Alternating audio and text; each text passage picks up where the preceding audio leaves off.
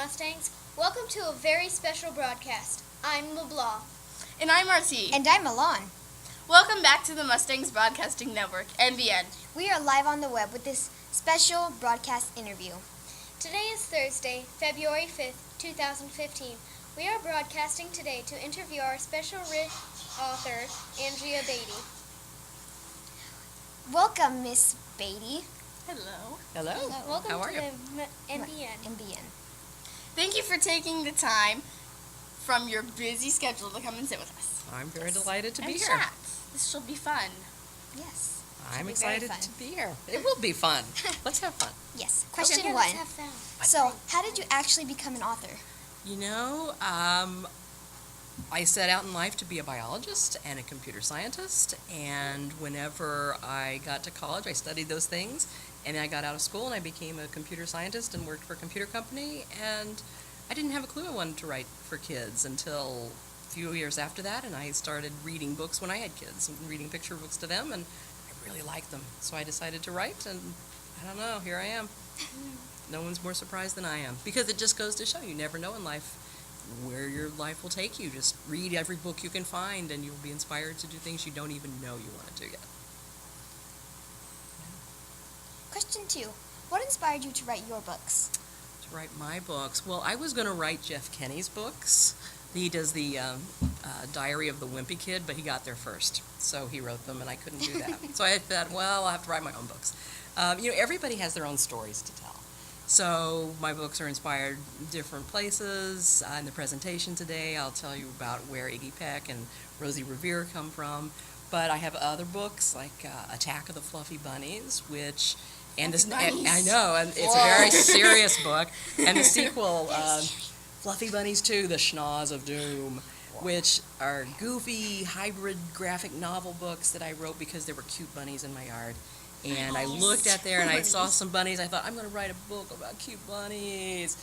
And I started writing, and with only a few minutes, they went from being cute, adorable bunnies to being 6-foot-tall alien rabbits who devoured children at summer camp and like marshmallows.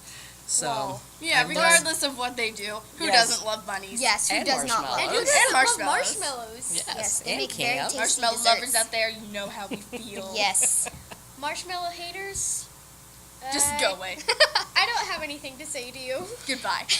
Goodbye. Question three. Were any of your characters inspired by real people? Yes, Iggy Peck Architect was inspired by my son, who loved to build things.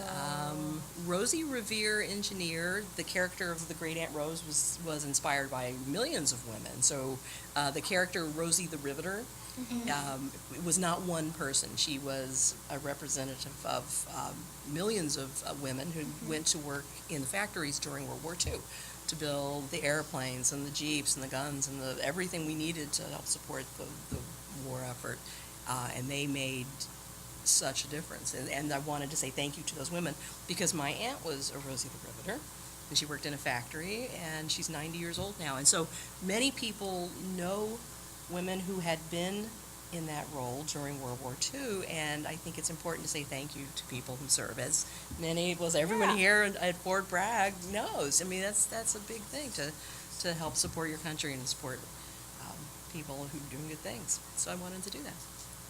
Wow. Question four. What is your favorite book that you have written? Oh, my favorite book I have written.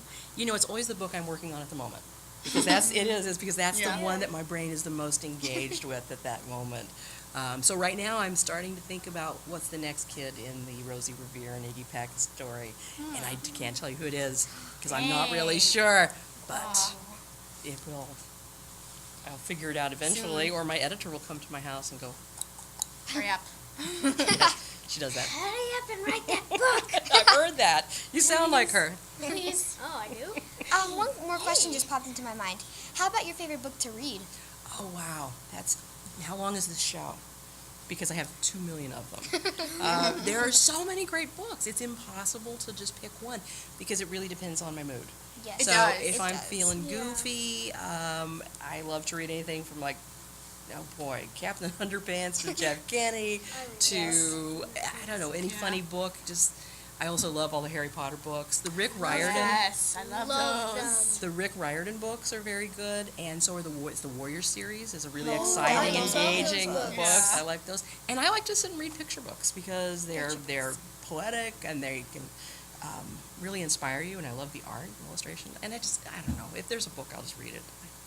One more question. Yes. How long did it take you to write both your books? Well, Wow. one of them, at least. Okay, so Iggy Pack took about 2 weeks, and Rosie took it was pretty quick, yeah.